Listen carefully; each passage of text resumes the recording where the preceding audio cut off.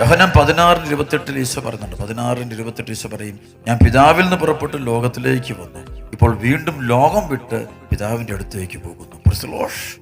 അത് കൃപയുള്ളവർക്ക് മനസ്സിലാക്കാൻ പറ്റുള്ളൂ. ഈശോ പറയാണ്, ഞാൻ പിതാവിൽ നിന്ന് പുറപ്പെട്ട് ലോകത്തിലേക്ക് വന്നു, ഇപ്പോൾ വീണ്ടും ലോകം വിട്ട് പിതാവിൻ്റെ അടുക്കിലേക്ക് പോകുന്നു. ഈശോയ്ക്ക് 33 ദിവസത്തിൽ ഈശോ കുരിശുമരണം എടുക്കുമ്പോൾ ഈശോയ്ക്ക് യാതൊരു ടെൻഷനും ഇല്ല. ഈശോ അത് പ്രാർത്ഥന ഈശോ എടുക്കുക, സ്വീകരിക്കുക. കാരണം അതാണ് കൃപ കിട്ടിയവർക്ക് അത് നിത്യജീവിതത്തെക്കുറിച്ച്, സ്വർഗീയ ജീവിതത്തെക്കുറിച്ചൊക്കെ മനസ്സിലാവും. അവർക്ക് മനസ്സിലാവും നരകത്തെക്കുറിച്ച്. അവരൊന്നും ജീവിത വിശുദ്ധി പാലിക്കുന്നത് അപ്പോൾ വരാൻ പോകുന്ന ലോകത്തെക്കുറിച്ചുള്ള വലിയ ബോധ്യമുള്ളതുകൊണ്ടാണ് അവർ ജീവിത വിശുദ്ധിയൊക്കെ പാലിക്കുന്നത്.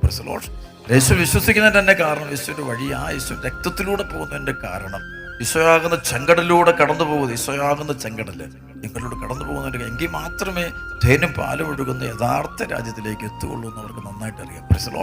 അപ്പം നമുക്കത് ആ ബോധ്യം കാരണം വചന ഹൃദയത്തിൽ നിറഞ്ഞാൽ മാത്രമേ നമുക്കത് കിട്ടുകയുള്ളൂ. ശ്രോതകൾ ഹല്ലേലൂയ.